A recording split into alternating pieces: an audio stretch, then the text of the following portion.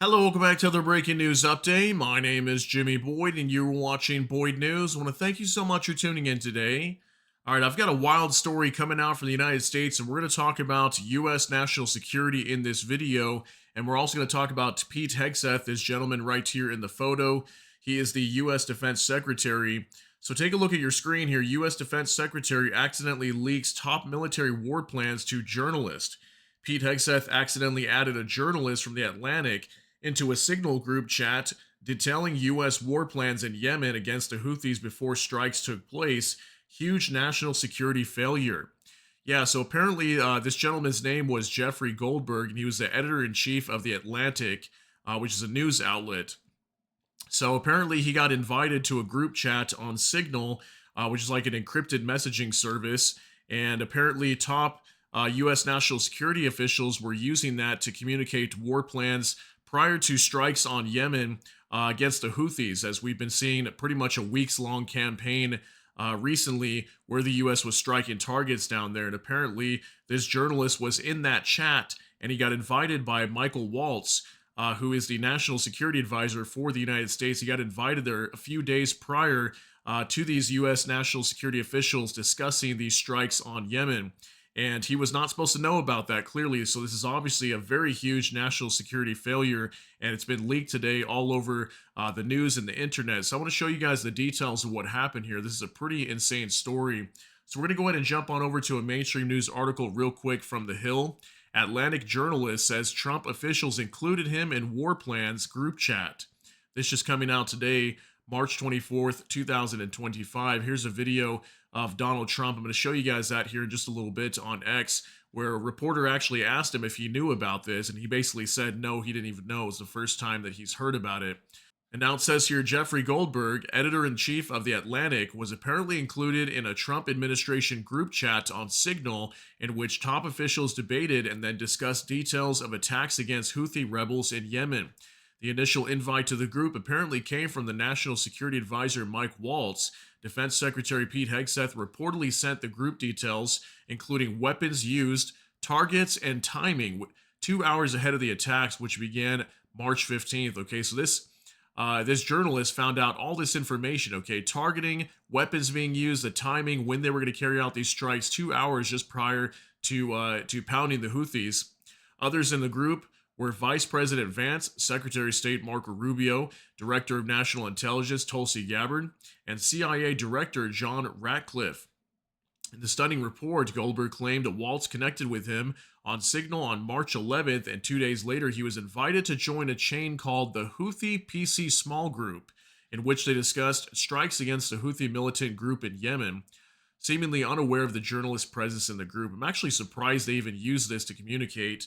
And it says right here, he wrote that he initially had strong doubts the text group was real because I could not believe that the national security leadership of the United States would communicate on Signal about imminent war plans. I'm thinking the same thing. Goldberg also said he could not believe that the national security advisor to the president would be so reckless as to include him in the discussions with senior U.S. officials.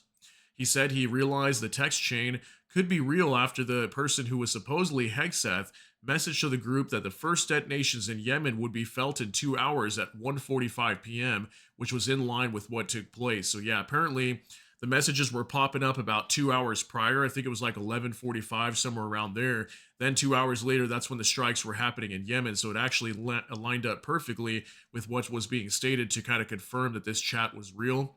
Hegseth later said that the surprise strikes, which hit multiple targets across 3 days, were part of an unrelenting campaign until the Iran-backed group stops attacking vessels in the Red Sea, a vital maritime corridor.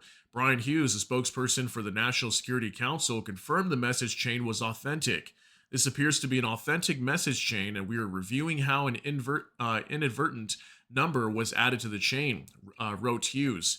The thread is a demonstration of the deep and thoughtful policy coordination between senior officials.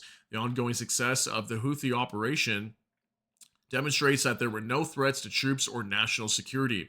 In his account, Goldberg laid out the timeline for how the administration officials within a few days reached their conclusive plan to bomb the Houthis, beginning March 13th when Waltz instructed participants on the group chat to provide the best point of contact from their team over the next couple days and over the weekend.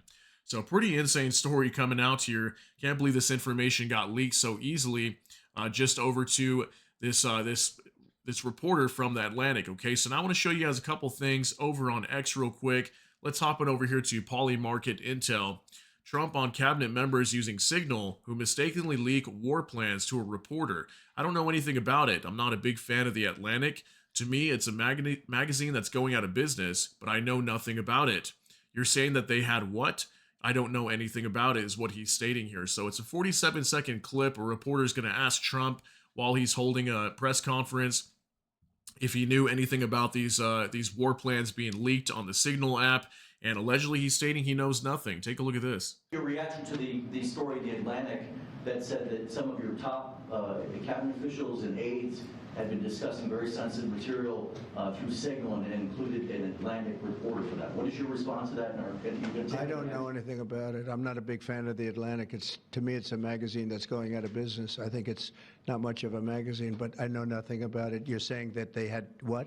They were using Signal to coordinate on sensitive materials and having to do with what? Having to do with what? What were they talking about? With the Houthis. The Houthis? You mean the attack on the Houthis? Right. Well, it couldn't have been very effective because the attack was very effective. I can tell you that. I don't know anything about it. You're telling me about it for the first time. Anybody else? Your reaction to the story. Okay, so whether you want to believe him or not, whether he actually knows about this story, I mean, it's still a pretty crazy leak.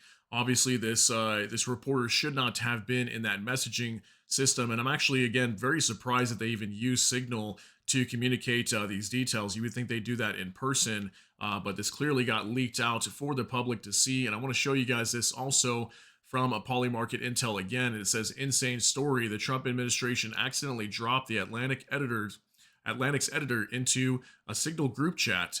Then Pete Hegseth casually sent him classified info about U.S. strikes on Yemen hours before they happened, including exact weapons, targets, and timing. All right, this is J.D. Vance, the Vice President of the United States. You can see he tagged Pete Hegseth here, and it says, if you think we should do it, let's go. I just hate bailing Europe out again. Let's just make sure our messaging is tight here, and if there are things we can do up front to minimize risk to Saudi oil facilities, we should do it. And also Pete Hegseth responding here to the Vice President, I fully share your loathing of European freeloading. It's pathetic.